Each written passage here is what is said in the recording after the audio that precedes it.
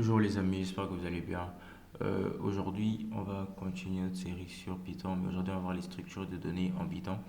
Et donc, je vais commencer par quelque chose que nous voyons souvent, mais dont souvent, nous n'avons pas l'habitude d'y prêter attention. On parle des objets vides.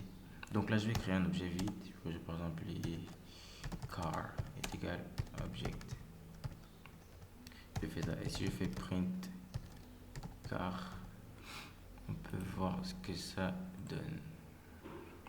Vous voyez, c'est un type objet. Mais le problème lorsque l'on utilise ce type-là, lorsqu'on le fait de cette façon, si on essaie d'assigner un attribut, par exemple car, par exemple, je dis wheels color égale red, vous verrez qu'il va me signaler une erreur. Parce que lorsque je crée mes objets de cette façon, euh, les, l'idée, bien la mentalité derrière Python, c'est que je ne peux pas créer un objet vide de cette façon. Je dois forcément passer par une classe parce que si je le fais de cette façon, ça va consommer beaucoup de, de, de traitement en mémoire pour trouver à qui appartient le wheels color. Donc ce que je peux faire, c'est je vais juste créer une classe vide que j'appelle class my object. Je fais juste pass.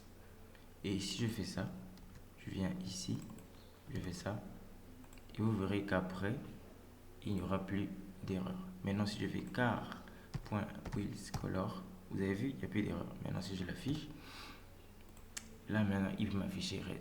Et c'est ça un peu la mentalité derrière Python. Ils veulent nous obliger à créer des classes parce que ça permet d'avoir une traçabilité en mémoire beaucoup plus rapide.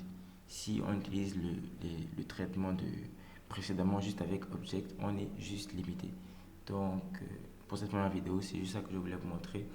Cette, euh, cette, euh, cette représentation de Object qui est en Python.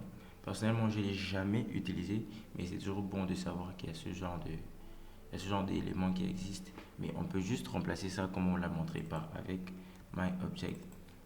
Et on peut tout faire en orienté objet et c'est beaucoup plus lisible pour les autres et vos collègues au travail.